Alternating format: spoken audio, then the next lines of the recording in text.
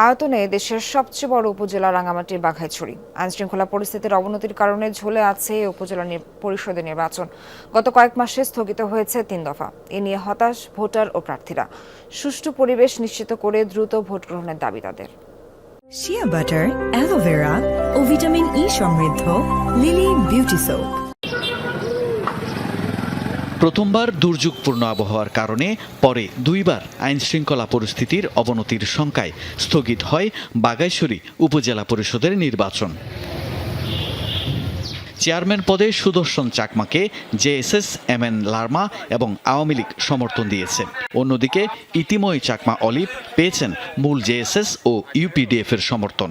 নির্বাচন ঘিরে আঞ্চলিক দলগুলোর সশস্ত্র গ্রুপের পাল্টাপাল্টি অবস্থানে সংঘাতের শঙ্কায় স্থানীয়রা।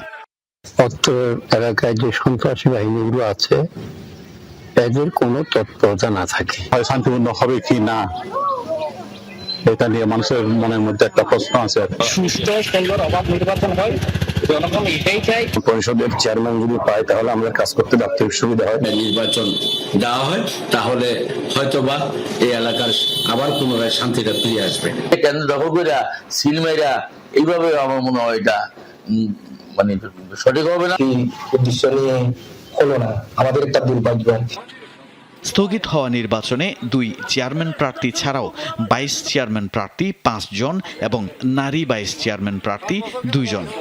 আমি চাই যে বাঘাইছড়ি উপজেলার নির্বাচন অনুষ্ঠিত হোক, তবে তার আগে যাতে করে আইনশৃঙ্খলা পরিস্থিতি যাতে বজায় থাকে, লোকজন যাতে ভোট দিতে পারে এভাবে চাই আর কি।